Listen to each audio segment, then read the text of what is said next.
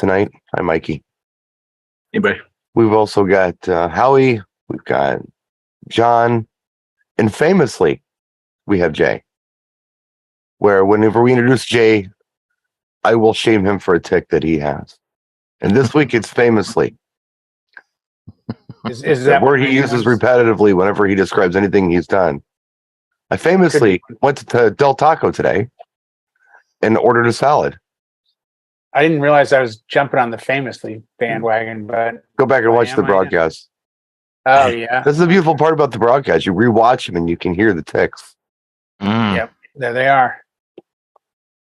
So we've moved on to famously. We're gonna try to break you with that. Okay, I'll work on that one. It's always something.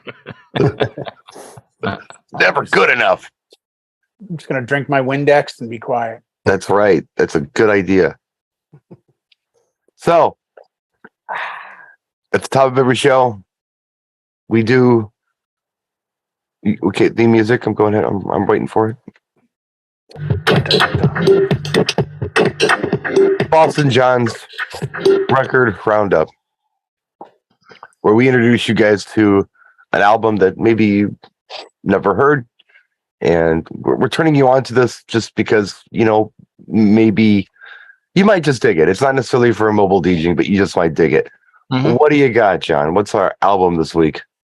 Oh, we're going back a ways this week. We're going to go to 1973. Oh, wow. No one was alive then? Go ahead. Our target demographic, our viewership, of course. Right. Geriatric community. That's it. And I pulled up for ourselves The Captain and Me from the Doobie Brothers. Wow. Yeah, that is going back. This was Tom Johnson vocals, pre-Michael McDonald. Although way pre-Michael McDonald. Did some guest sessions. 73, Michael McDonald was still with Steely Dan doing recordings. But this is the second release. So this gave you China Grove. This gives you Long Train Running. A lot of stuff that's still very popular in classic rock today. And, dressed up like Journeyman there on the chariot going through. If you get the gatefold, Long Train Running is funny. That's I know we're going to get into talking about songs that are potentially remade and became hits again. But that went away for a while, and then it came back as a dance track. And I don't know if you guys got the this sure is pure remix. Yep, and it just made everything on it current again. And it's great hearing Tom Johnson sing. He of course sang China Grove. Listen to the music from the record before up until I think 75, 76 when he got sick, and then Michael McDonald stepped in, and that's when all the doobie, yacht rock bangers started coming up. I liked his vocals. He was Take Me in Your Arms with him, and Jesus Is Just All Right. Yeah. I mean, all that stuff. I like it a lot. He does cool vocals. So if you want to hear, I guess Doobies is kind of a soul rock band, but they do get categorized into yacht rock once Michael McDonald got on board, because everything he touches tends to make it fit the yacht rock song. Well, he everything he touches turns to yacht rock pretty much. Pretty much. But that's 1973 Captain and Me, Doobie Brothers. That's my pick of the week. Nice. Check it out. It was just a good easy listening rock. Howie has been doing homework for the show, which is kind of cheating, but we'll give it to him. So he was working on an album, and we're going to go ahead and let him have it. What do you got? Well, actually, I have a separate album than what you wanted to talk. What Jay brought up, but the album is "Lust for Life" by Iggy Pop. Yeah, and on there is also "The Passenger." Right. Anybody know who the producer of that album is? I'm going to guess, and I'll probably get it wrong, but I'm going to guess it was David Bowie. I'm going to guess Brian Eno. It was David Bowie. Yep. They lived in Berlin together at the time, I think. Mm-hmm. Like 75, 76, they were living in Berlin together. Iggy Pop wrote, I know, China Girl, and I think a couple other tracks for Bowie. Yeah, old pals. They had a really close relationship. Yeah, they did. Yeah. So that's my pick. The Passenger and Lust for Life are the ones that really stick in my head as Iggy Pop songs. Oh yeah. There are very few others that I can pull out of my lexicon, but I know Lust for Life got really popular after the movie Train Spotting. Yeah. Yes. Train And Spotting. then it turned up on a commercial not that long ago, maybe 10 years ago. I think For like Carnival Cruises. Yeah. And then I think it was Carnival Cruises that used Lust for Life. well, they used the passenger for naturally a car commercial. Yeah. Yeah. He had an album. I don't remember the name of it, but it would have been like 78, 77, somewhere around there. And I just remember seeing the first video when I was exposed to him. And it was he came out no shirt. I didn't know who he was in the video. And he's like, I'm only 5'1". I got a pain in my neck, was like the opening line. And then he just keeps going. I'm like, whoa, who the hell is this? This guy's awesome. Yeah. Like it was just a really impactful track. And then I looked into Stooges and found Want to Be Your Dog. And I'm like, okay, this guy's different. Yeah. Yeah. This is not everyday normal rock guy. Because I think it's the same year that David Johansen put out This Year's Model. Didn't Weird Al Yankovic do I Want to Be Your Hog? Wasn't that his parody of that? He may have. He may have. I think so. Yeah. It would make total sense. Well, since Mikey's the guest star this week, do you have something, Mikey? Kiss, Dress to Kill. Oh, wow. Going back. Yeah, Rock and Roll All Night. Well, 1975 was released, and Rock and Roll All Night. Poison redid it back in, I think, the late 80s, early 90s. Yeah. Yeah. I think and I like that version better. Soundtrack. You like the Poison version better? Yes. Oh, that's heresy. No, really? Absolute heresy. The production's better. For me to listen to, I'd rather Kiss. But if I'm at a wedding and they want to hear Rock and Roll All Night, most of the people never heard the Poison version. So I let them throw the headphones down. They're like, oh my God, this is great. We could dance to this. And boom, it packs the dance floor. I mean, you wouldn't think a Kiss song would pack a dance floor, but who's the lead singer of that of Poison? Bret Michaels. Bret Michaels. Everything he sings, it sounds like he's singing it as a Muppet. Yeah. The way he enunciates. Yes. I don't know why, but I always picture like him as a Muppet singing those songs. Yeah. He's from Pennsylvania. Yeah, Harrisburg. He's got a Pennsylvania accent. You hear him talk. Yeah. Rock and roll. It might play into it. It's like a parody of a guy singing rock. I don't know. I think he's from down by York, Hershey area, down in that area, Harrisburg. Yeah, I think so. And they have a very southern accent down there. We're gonna do some songs that had multiple versions here a little later on in the show. So that's relevant. That's very relevant to what we're going to be talking about. Yeah. But before we do that, Jay, what do you have this week? I'm coming out of left field on this one. I'd seen a video by this guy recently, and then I watched his documentary. And I'm pretty sure you and I have spoken about this, but I think this is a singer that the majority of our audience does not know is an incredible singer, is respected, but is another one of these, gosh, I never heard of this guy before. And that is a gentleman named Mr. Frankie Miller. Okay. From way back, we're going to 74 for an album called The High Life. And Frankie Miller is the closest I could probably compare him to, a cross between Van Morrison and Rod Stewart. And he ended up having a stroke and kind of fell out of the industry. But he was that guy that was very well respected and known in Europe, but never really broke in America, but was a white, bluesy, Northern soul type singer from the UK. He just has a really good, stirring voice. A lot of his stuff reminds me of Faces kind of vibe with Rod Stewart. But yeah, I think it's worth a check out. It's very Commitments. It's very Rod Stewart. It's very kind of Frankie Miller, you said? Yeah, Frankie Miller. You ever heard of him?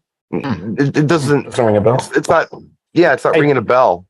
After the show, we'll look up a track. I think you'll be like, whoa, how did this not hit my radar at some point? If you like that kind of bluesy, R&B, kind of folky influenced, raspy singer. Yeah, really, really good singer. Right. Great documentary on YouTube about him. But yeah, Frankie Miller, check him out. High Life. I didn't have What do you anything. Huh? What do you got? Well, I didn't have anything prepared this week, but I just kind of bounce off of what you guys do sometimes when I don't have anything prepared. And in my house growing up, there was a record that got played a lot, and I've personally been through several copies of it on LP, 8-track, and cassette, like multiple copies of this thing. It was my introduction to David Bowie, and that would be Changes One. It's kind of his first greatest hits. Mm-hmm. So I remember hearing Changes when it came out on the radio, and I thought it was a cool song. And I think that's when my family kind of jumped on the Bowie bandwagon. That my mother, my brother, my sister, they all liked it. So Changes One had all of the stuff on it that was very different. I didn't pay any attention to Bowie, probably anything other than Changes, until probably 1980. And then I was hearing things like Fashion and Heroes. I'm like, well, this is different. But Changes One, I think, is a really solid introduction to Bowie with, Suffragette City's on there, Golden Years, John and Molly Dancing, Space Oddity, Suffragette City, if I didn't mention that one already.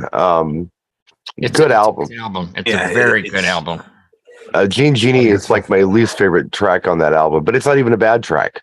That's a good track. My band used to cover that and fill the dance floor. It was. I'm sure live. It sounds like a song that would be really good live. Yeah. Diamond Dogs is the other one on there that I wasn't like crazy about, but I was kind of like, you're gonna get filler.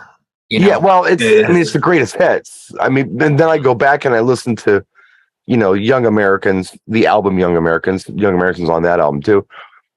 And I'm thinking, wow, so we picked Diamond Dogs over When and all these really cool tracks that are on these albums. Okay, I guess. But no, it's good. So Changes One, Bowie, it's a black and white cover. And I believe, I think it was probably in the 80s, the first time it was released on CD, it was released as Changes Bowie, and it was a combination of Changes One and Changes Two, all squished together. So it was basically the Changes One album, and then it was the Changes Two album, which all fit on one CD, by the way, by that time. Yeah, it's a cool introduction to early Bowie. Yeah. He went through so many iterations. Like his development from record to record was just phenomenal. Like the songs on the Greatest Hits compilation, they're just so diverse that he could just plug into different sounds between, Fashion and Fame to have, Ziggy Stardust. What an amazing writer and just such a talent. Just I think crazy. It's interesting you say that too, because listening to Changes One or growing up listening to that, it was also different. But then on the other hand, pick up a copy of Young Americans and the album makes sense. Like the songs sound alike. It all goes together. And that's a very Philly soul album, by the way. If you dig, just cool R&B soul music, surprisingly enough, Young Americans is a very good soul album. And it features artists like Luther Vandross and David Sanborn and John Lennon. They're all on there. And they're just in the liner notes. It's like, really? They were a part of this? It's kind of neat. Yeah. A lot of famous backing singers are on there, soul backing singers and things. But that's my pick this week. Yeah. So I think It's a solid album. I have it. I love it. Yeah. I don't own a hard copy of Changes Two, and I'm kind of ashamed of that. I'm always keep my eyes open for it though. But it didn't do as well as Changes One. Changes One was a staple in my house. I don't know if a lot of other households had this album. In my world, every household should have had it. I mean, I assume they did because it got played a lot. But Changes Two, I've seen it out, but I've never acquired a copy of it.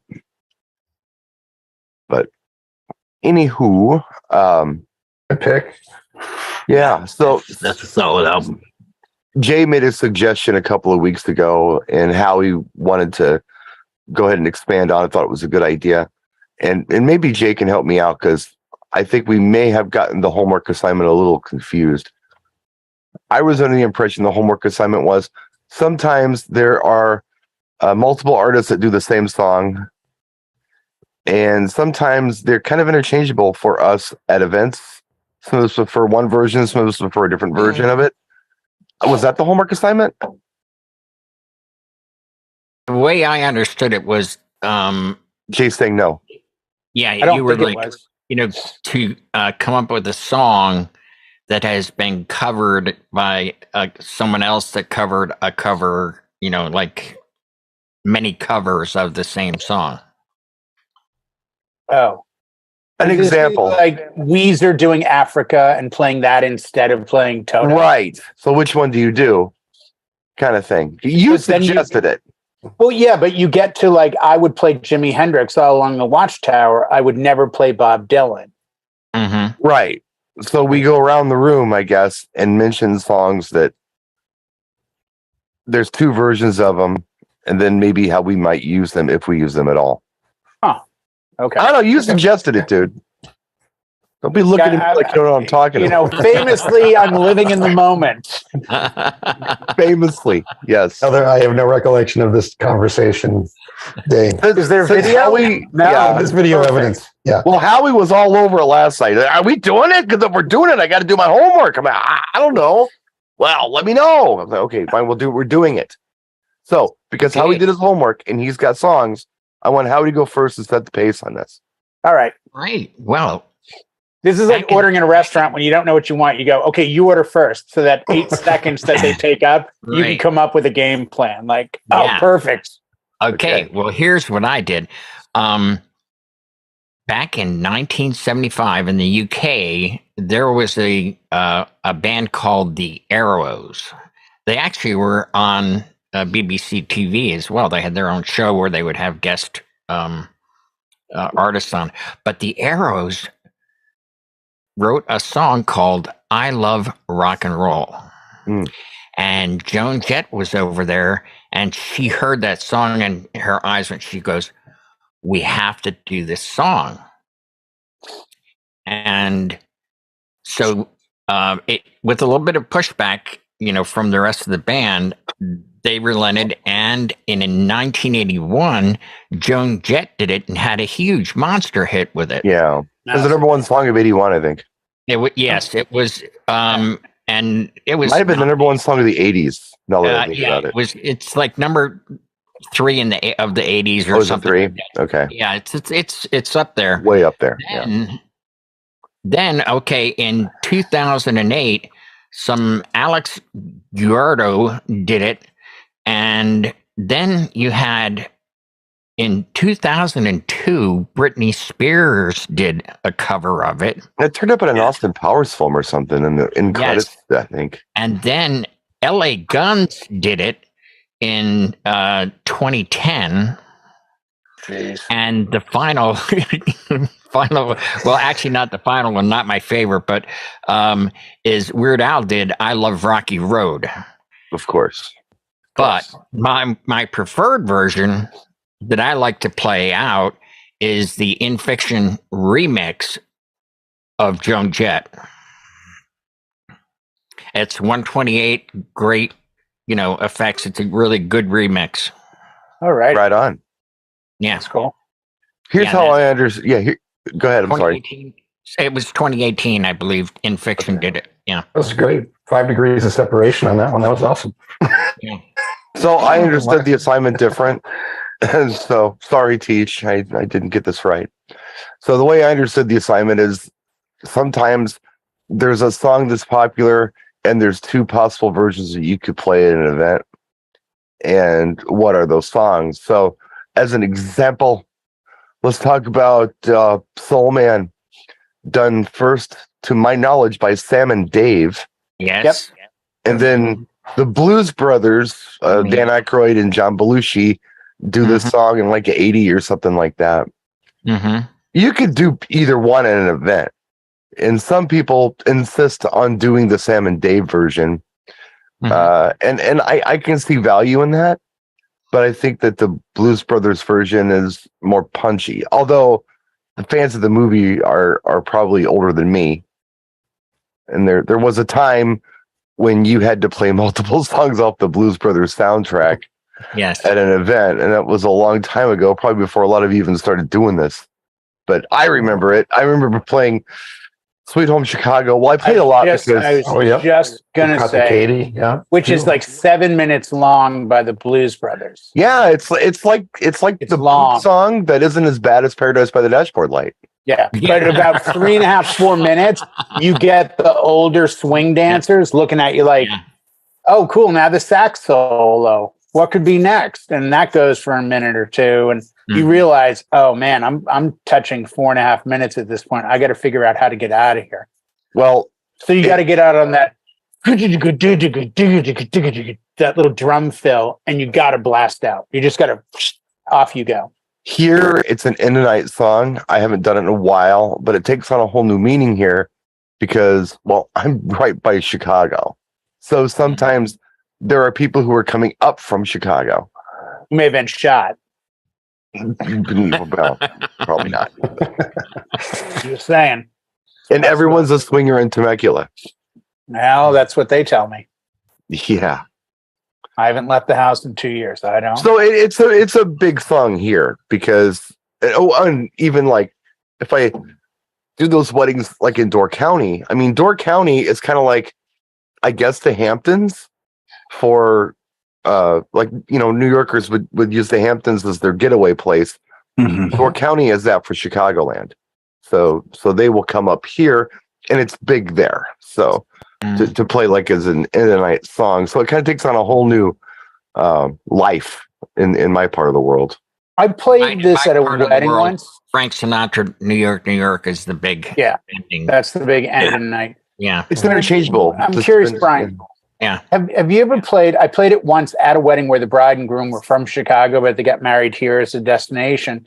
And I thought it would be cool. I think towards the end of dinner, I played Chicago by Roy Ayers, which I'd never heard until I went into Gramercy Records in Chicagoland when I met you, that 2008 Mobile Beat show, and bought it.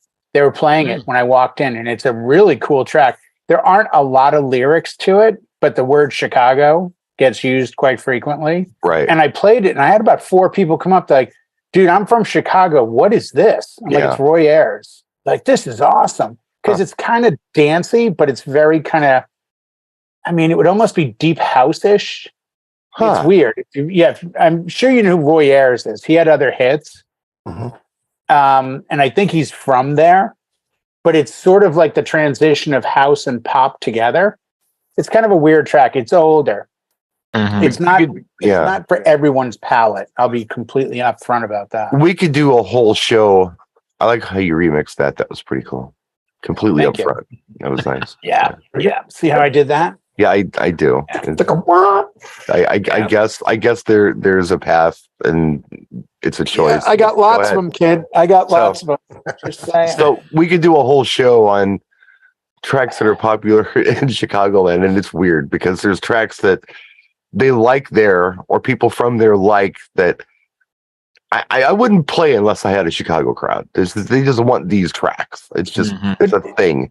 See, I couldn't do that. I have such a transient audience. In Southern California, it's so transient that the majority of people are not from here. 1, 2, it's destination weddings. So I have to find out where they're from to see if there is that track. I mean, Boston's got Neil, I find out somebody in the crowd's Boston. It's like Neil Diamond, Sweet Caroline, and everyone loses their mind. Absolutely.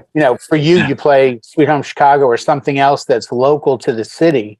I think that would be a good show topic as well. Have a night where we go around the room, like what are the tracks that if you had to tell somebody doing a wedding in Milwaukee, hey Jay, I got a couple from San Diego coming out here. Are there tracks I should have on kind of, standby? I'll hold that for my next round.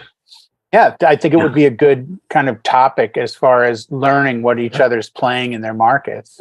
Mikey, do you have a contribution for us? Yes. Judy Garland, Somewhere Over the Rainbow, covered by Israel. Yes. That's a great one. And which version are you playing? I play the Israel version. Yeah, most of the time that's the request. Yeah, that is. Yes. Yeah. But Is that the Hawaiian guy? yeah, the big He passed Samoan guy. away. Yeah. Yeah. 800 for pounds. ceremonies. The Judy Garland version is just gorgeous. Yeah. And it would be really, I haven't played it in years, but it'd be really cool to play, like, I don't know, during cocktail or dinner or something. It would be really cool to throw that on. I think. Yeah. I haven't played it in years, though. And there's the Israel Kabagaga, whatever Yeah, it's that name. That's Can't even say his Yeah. last name. I can see it, but I can't say it. all the Hawaiian people are going to be like Malahu, dude. That's not how you say it. I'm sorry, I don't know how you say it. Oh, it's such a different it's vibe. actually- It's got that ukulele, and it's just so. Yeah. pretty. It's just- I've played I'll it play that. several times, and I can tell you his name is pronounced "Come on, I want to lay you." Probably Like, is. if I have that correct. Come I- on. If I'm wrong, just put it in the comments. I will tell you that there was I a time believe where that's the exact pronunciation. I kind of poked fun at him a little bit one time, and I offended some Hawaiian people. They got very angry. Oh no, he was their Like- guy. Yeah, you gotta watch he is that. their Careful, they dude. have Like, torches.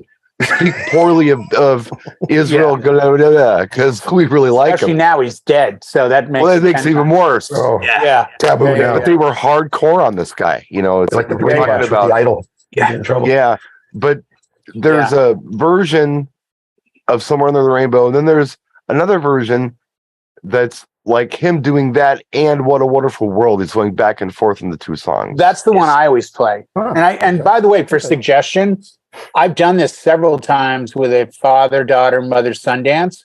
It's 2 minutes and 11 seconds of Wonderful World, and then or Somewhere Over the Rainbow, then it goes into Wonderful World. And Right. I've said to couples, if you want to do one track, have the father, daughter do the up to 211, and then when he switches to Wonderful World, I'll kind of cue you and have the mother, son come out, and you two can leave. That's a good Even though idea. I'm Yeah, it's playing a for great 420, 430. You're getting two songs for about 2 minutes each. And every time I've suggested it and they've done it, they've really enjoyed doing it that way because it works. It's so fluid. It's one track. He doesn't break it. You could even do I think something. it's 211, 215. He just transitions over to, the beginning of Wonderful World. You could do something goofy with that. Like you could do pink lights for the father daughter and then do blue lights for mother son or something like Right. that as the cue. Right. So, I don't know, mean, just off the top of my head. Sure. Yeah. I Sure. think there's a lot of different ways to kind of sell that.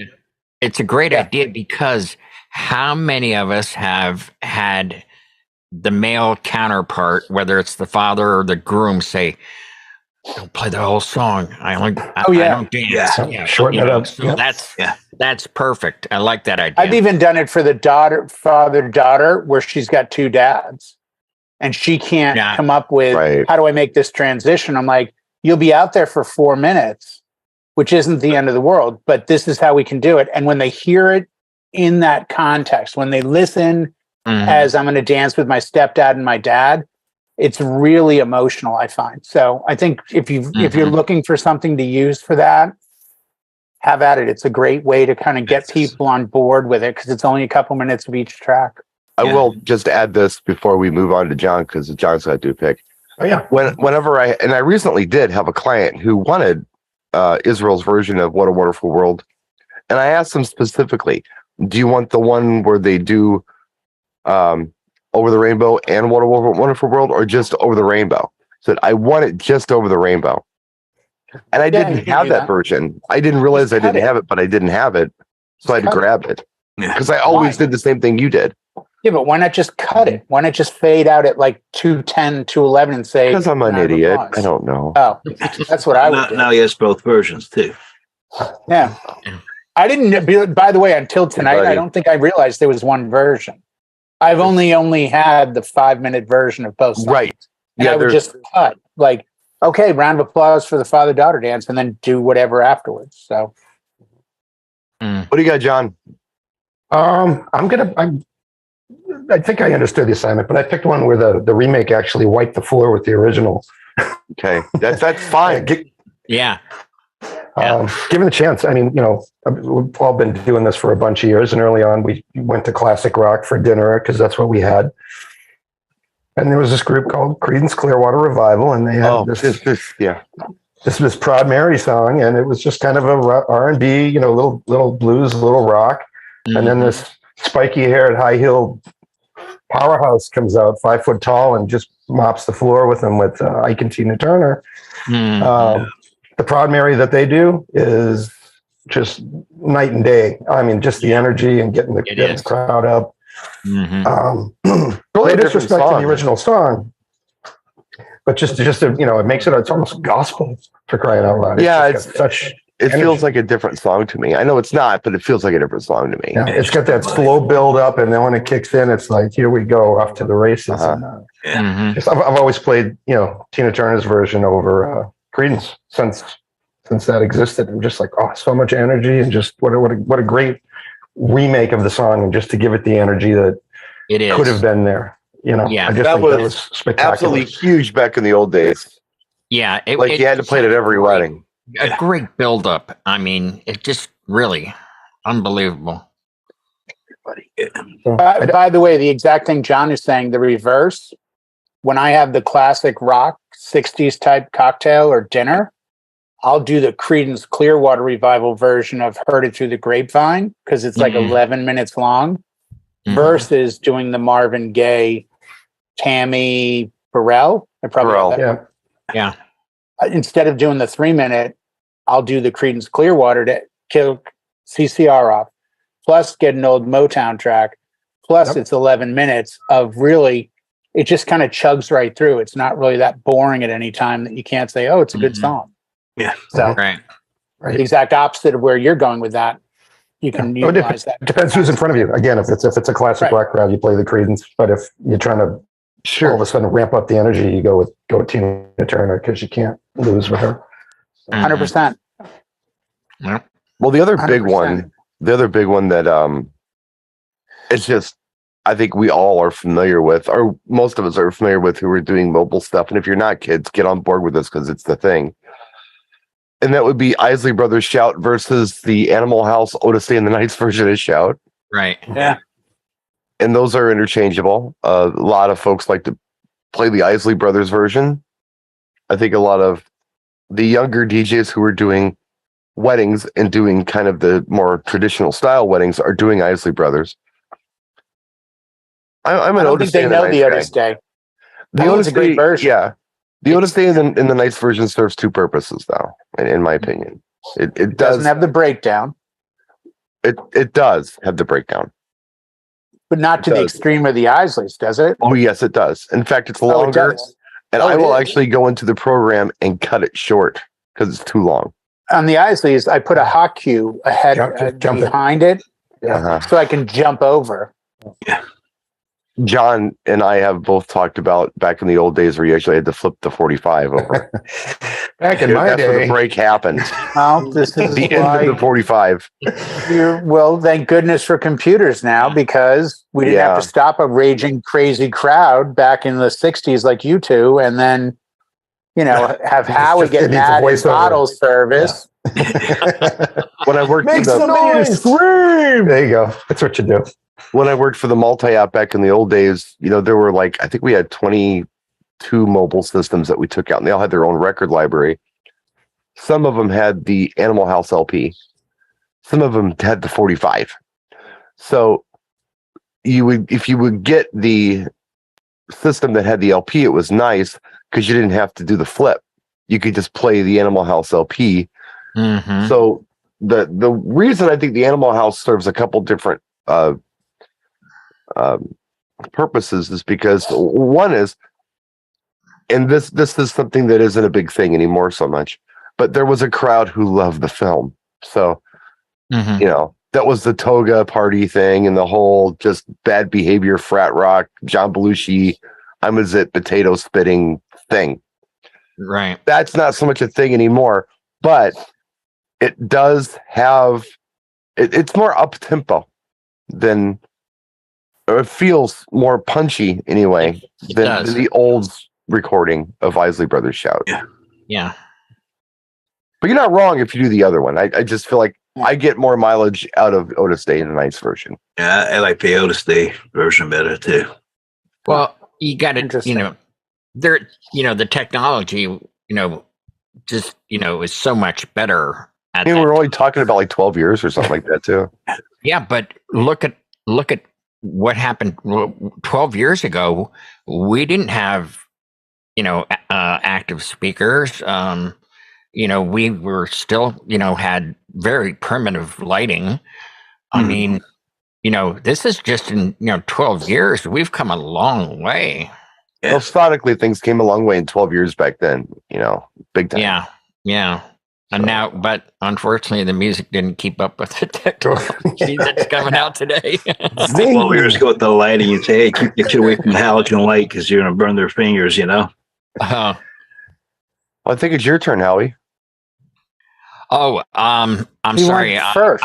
I went first, and I named. I haven't gone. I named 10 artists. Well, you've talked enough where I thought you had gone. Oh no, I didn't go. I just was adding to everyone's. Oh my God. choices. No, I never went. Yeah, Well, it felt like you went twice. He's the color commentator. Mine will be very simple. I did like the Heard Through the Grapevine the thing. age of the crowds. But it's like, yeah, it's kind of like this other song, and it's kind of like this other song. Age. Okay. All right. I'm here for support. Here for support. I'm drinking Windex. It does something to me. Break like the wind. Bring it on, Professor. What do you have? Well, and as much as we've had this discussion of what makes a great cover, and I think there's only two roads. One, you make it completely different, i.e. Bob Dylan, Jimi Hendrix, All Along the Watchtower. Or two, you make it absolutely true to the original, as identical as you can, i.e. Weezer and Toto, Africa. Sure. So the one I'm picking, that when I'm asked to play this song or I decide to play it, is a track from an 80s group. The group was called Talk Talk. And the song is called It's My Life. My Life. Yeah. I love that track.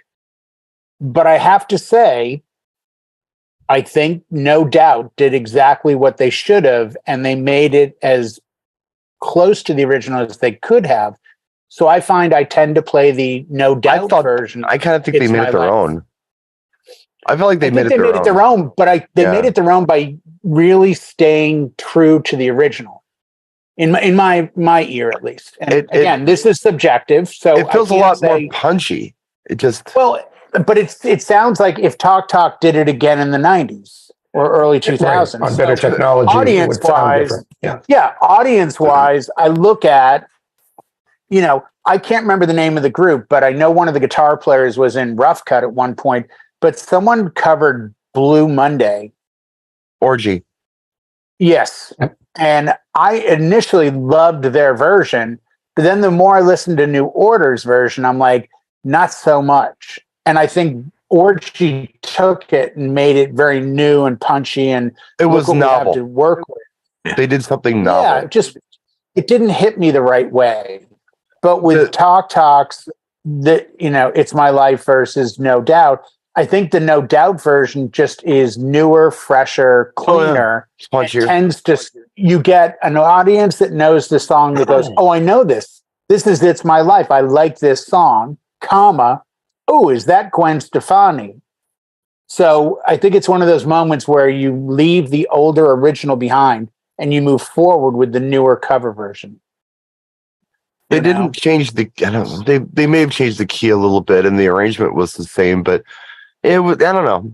The Talk Talk version to me always sounded kind of, I don't know, for lack of a better word, ambient or atmospheric. It didn't seem like you're 100% right. And it was almost sad. It was almost sad. It was like, it had that 80s, what it reminded me of? John Hughes film kind of thing. Yeah. Reminded me of Save a Prayer. Like I thought of Save a Prayer in the same way I thought of It's My Life.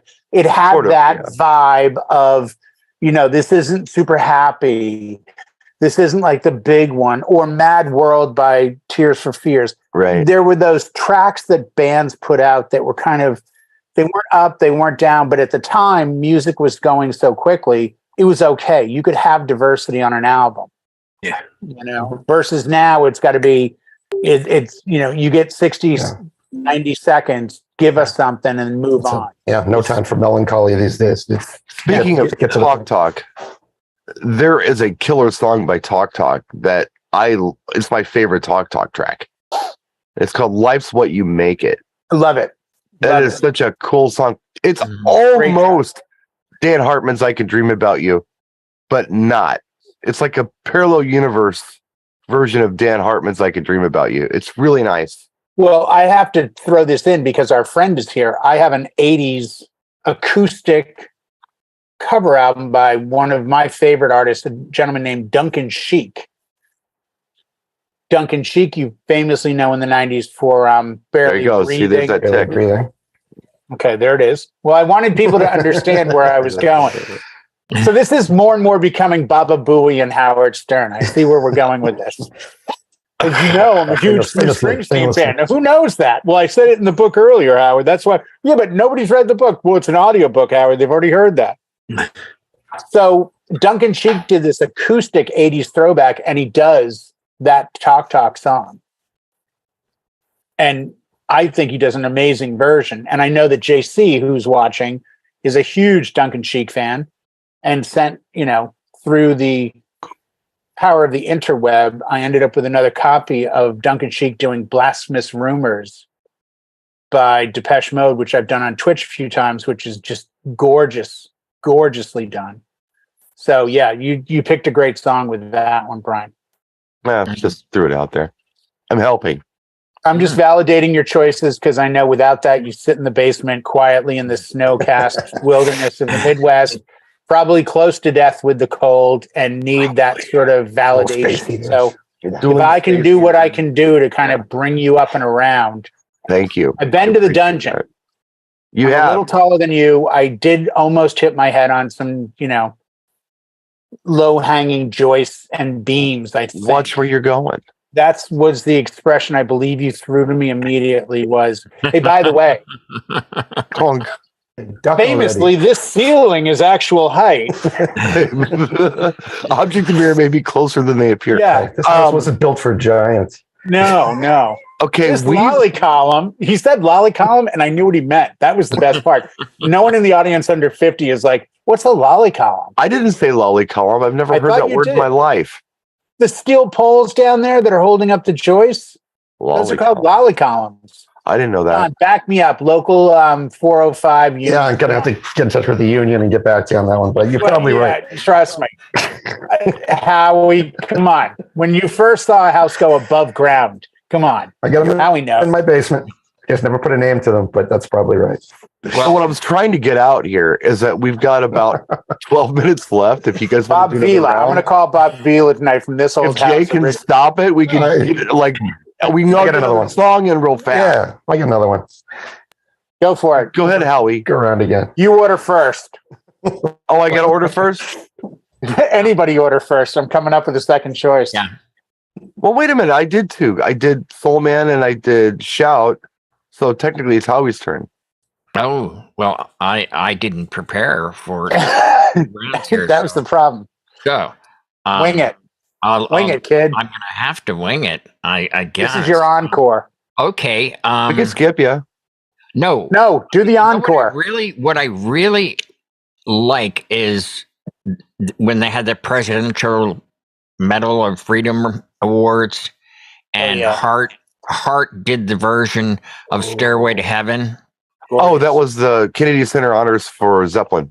Yes. Yeah, and they did Stairway to Heaven, and I enjoy that version. I really did. I really enjoy Nancy Wilson's voice in that, and There's Ann Wilson's voice in that, but they just, I don't know, it was a little bit more uplifting than the original Zeppelin one. Although I do like it, but where would I ever play it? Well, maybe that's a cool cocktail song, or maybe that's a cool just atmospheric song to play. It's all about the dance floor. Right. It would be atmospheric, but I wouldn't play the Zeppelin version. I would play, There's Vitamin Strings versions of that song too that I've played. Mm-hmm. Can I go second? So, okay, that's it. Go ahead, Jay. I'm getting a C in this tonight. No, you're doing fine. No. I see that Howie has stumbled on stage a little, and I'm coming over to take his hand and lift him up and remind him that if he was put in that position to play Stairway, he would do what I've done on Twitch that he has seen and heard, and do what I did last Tuesday night at my last party of the year. I would play Stairway to Heaven by Dolly Parton. And let me tell you, the crowd was riveted. They're like, yeah, you know what? We're all going to leave. It's like 10 of 9. They were leaving at 9. Like, man, you were awesome. Thank you so much. I'm like, hey guys, great. No problems. And I'm looking down and it happened to be in a crate. And I hit, hey, I'll just give you guys one more track for the night. And you hear all the beginning and Dolly kind of her Lilith voice kind of doing a little harmony thing over it. And then she starts singing, and came out, I think 9 years ago, but it's Dolly Parton doing Stairway to Heaven. And it is beautiful. And they all stayed through it and all came up and said, that was one of the best things I've ever heard. Was that Dolly Parton? I said, yes, it was. Cause she genuinely does it like the original. Same thing. She sings it note for note, word for word. She doesn't get raspy and scream, but she does that version. And it's one of those rare times that you can take a track that you're like, when am I ever going to play Stairway to Heaven at something? Right. You know, and if you do the work, you know, there's a beautiful blues artist named Beth Hart who did an entire Zeppelin cover album, and her versions are very bluesy of Zeppelin songs, from Kashmir to Stairway to everything else. If you know your client's into something and you can hit them with that out of left field, just right between the eyes track, I say go for it. Look, you know, you're big, you know, here's living proof of the past. Remember, we had 12 minutes, right? I'll say it very fast. Here's Howie.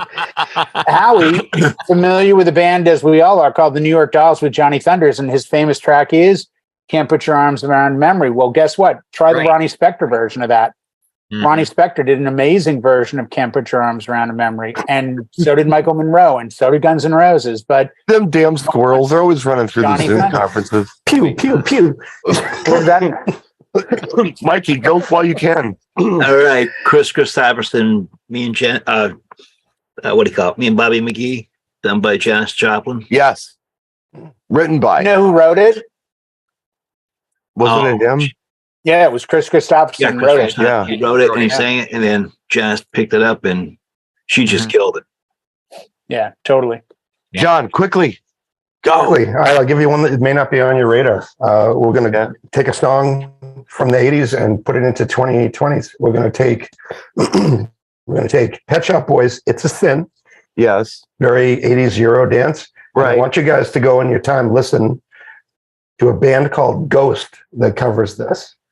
Oh, That stays I've heard very true to the original, but makes it a little crunchier. So if you got a rock crowd, It's a Sin remake. I was expecting, I'm like, oh, it's going to be all like cranky heavy metal. And sure. No, it's not that at all. It sounds like Ghost, which is Blue Oyster Cult meets ABBA. It's got that same vibe. But it's Who's very, very like Ghost? Ghost. Yeah, Ghost. It's a great cover Dance of Macabre and Square but Hammer. It's a Sin, which was originally a Pet Shop Boys. I think it came out 2018. I think it's on Prequel. But give that a listen on YouTube if you guys haven't heard that one before. Surprisingly good. That's cool. I'll check it out. There's a weirdo one I thought of at the top of the show when we were talking about songs from cities that are big for one reason or another. And it's funny because so when I was doing club stuff in the, I guess, I don't know, I'd have to look at the exact dates, but late 80s, early 90s, a track that I loved, absolutely loved, was by an artist called Baby Ford. And the track is called Children of the Revolution. Now, here's the funny part. I didn't know that the local band, the famous local band Violent Femmes, did that song originally. But it's like, it's like an acid house, techno version of it that I like better than the original. Back in the day, I used to play that one a lot. And I thought it was so weird when I heard the original by the Femmes, who are a local band. By the way, it's a song I never play. If you play Femmes in Milwaukee, you do Blister in the Sun and maybe add it up if it's the right crowd. Somebody else covered Children of That's the Revolution too. Now I can't remember who they are. Yeah. I'll have to see. And done. T-Rex? What are you talking about? Isn't that a T-Rex track? What? Children of the Revolution? Yeah. Oh, is it? T-Rex? It came from T-Rex. Yeah, I didn't know that. So it's a T-Rex. so T-Rex, So they and then covered Femmes cover it, and then Baby Ford covers it. So Yeah. Yeah. And that's off the Blind Leading the Naked. Very first time I ever heard of the Violent Femmes was Children of the Revolution. And they said, here's a new band, Violent Femmes, covering a Mark Bolan and T-Rex track called Children of the Revolution. So I didn't realize it's a T-Rex ever did it. cover. Huh. Yep. Interesting. See why I'm here? See why I'm here? Jay, do you want to go again and burn up the last 4 minutes? You know what? I don't really have anything that's coming to mind. I'm kind of playing off the other stuff everyone has said. I think a good way to maybe end the show would just simply be to double check tracks. I remember telling clients of mine, they would say, "Oh, I love this song, but it won't fit at the wedding." I'm like, "Oh, I have an acoustic version." And I would tell clients, when you go to iTunes, YouTube, wherever, plug in a song you love and add the word acoustic or instrumental or strings. And it's pretty amazing how many songs that we play on a regular basis can be found acoustically. Or, remember when Hell Freezes Over? Hell Froze Over? Eagles. Yeah, Was it Hell Froze Eagles, Over? Hell Froze Over, Eagles. yes. Yeah. I thought it was When Hell Freezes Over. Are we It's Hell Froze Over, because the joke was they would ask Glenn Fry, when will the Eagles get back together again? So when Hell Freezes Over. Oh, When Hell Freezes Over. So Hell Froze Over. So the album's called Hell Froze Over. Okay. Here we are singing Seven Bridges Road. The version I'm looking right now at my collection, which is similar to yours, but behind my laptop, and the vinyl I have by the Eagles says No, it's Eagles. Hell Freezes. Yeah, it's no. I have a bootleg. Here we I have go a again. unreleased You Euro never version. come into my house to I could be alphabetize my very records. wrong on that, but I was under the impression it was called Hell Froze Over. It's next to the 4 versions of the Black album by Prince that I have that I just keep giving away as a door gift because they're useless. No, that suddenly became a track we played. At that time in the 90s, I wasn't playing Hotel California. But because they came out with this acoustic version, I suddenly had an increase of people saying, "Hey, can you play this?" And I'm like, "Oh, okay." And it really fit. It wasn't a big track. It was that acoustic version. So, look up tracks you love for your event and just see, is there that, availability? Like I said, Duncan Sheik's done acoustic albums. Seal has an acoustic album. A lot of artists did acoustic at one point. Thank you, MTV, when they did the Unplugged thing, and it gave another life to music. So and look at the writing credits too. I mean, that's the other, is like who wrote the song. Then it's not anyone in the band. Maybe there's a history or lineage. If I had to, here, I'll give one real quick. There's a great track called by a man named Moon Martin called Doctor Doctor. And great song. I saw him on, was it Bert Sugarman's Midnight Special on Fridays? Yes, because Don Kirshner was on Saturdays. Saw him on Bert Sugarman, kind of dorky, blonde-haired dude, looked like the keyboardist from the Cars, had the big glasses. And then a year or two goes by, and suddenly, wait, what's this soulful R&B singer named Robert Palmer doing with this song? Doctor, Doctor, give me the news. Bad Case of Loving You comes out, and it's like, I already heard this by Moon Martin. So sometimes tracks jump from one artist to another. Well, it's in my world, I can say the same thing about Robert Palmer doing "Can We Still Be Friends," and in the a lot of people, it's hardcore Todd Rundgren, but after you hear the Robert Palmer version, you're like, you know what? Yeah, he did a nice job with that. Yeah, I think he did. England Dan and John Ford Coley. Which one do you go with? Do you go with Todd Rundgren doing, Love Is the Answer, or do you go with England Dan and John Ford Coley, Love Is the Answer? And I've always gone with England Dan and John Ford Coley. Yeah, absolutely. Mm-hmm. Just did it better. I think so. Sometimes they improve it. Sometimes they don't. but sometimes they do. But yeah, you It got also choice. sometimes becomes the lexicon. Like there are fans of that great song that don't know Todd Rundgren was behind it. They have no idea that he wrote it, played it, Right. did it first. I'm of the And so, you know- opinion. I'm of the very strong opinion that there are certain songs that are the right versions to play. But in all fairness, that's my opinion. You may Right. have a different one. Mhm. Have you I'm on the ever same heard lines. You Jimi might be, Hendrix? huh? Right, but have you ever heard Jimi Hendrix All Along the Watchtower? Of course you have. Have you Yeah. ever heard the Bob Dylan version that he covers? Yeah, Yeah. yeah. But it's rare. It's not something that gets thrown out there and played. I think I pointed this out on our show. I know I did on Twitch the other night. I played Nicolette Larson, Lot of Love, Lot of great Love, song, yeah. right? Yeah, She didn't write it. Her boyfriend wrote it to do. And right. she said, "Oh, it's a great song. Can I do it?" Yeah, And her boyfriend, Neil Young, said, Right. "Sure, go ahead." That's a Neil Young song. well, at which least you she never wasn't would dating guess Weird Al by Yankovic at hearing the the way time because she did date him. She dated Weird Al? Yep. When? That's Because weird. she died. She only died. She died a number of years. She died in the 90s. Yeah. She dated Weird Al in the mid to late 80s. Wow. Jeez, I didn't He realize. famously talks about how unfortunate it is his ex-girlfriend died, Nicolette Larson. Oh, He famously okay. says this. Well, and Mhm. both his parents died at the same time because they lived out by me. They lived Right, in and I did see that, yeah. But no, Yeah. legit, Weird Al dated Nicolette Larson, which I thought was kind of weird. But Oh wow, she was a beautiful. leave it to Al, you know. Beautiful. Yeah, voice. she was pretty, but she didn't shave under her pits, and that deducts points. Oh, she didn't. No, Oh, Probably why he let's didn't pretend parody I her didn't hear songs. that. I Yeah, didn't shave. I her didn't legs hear either. that part. Okay, Well, that I you didn't can't hear either. unsee those album covers, you know.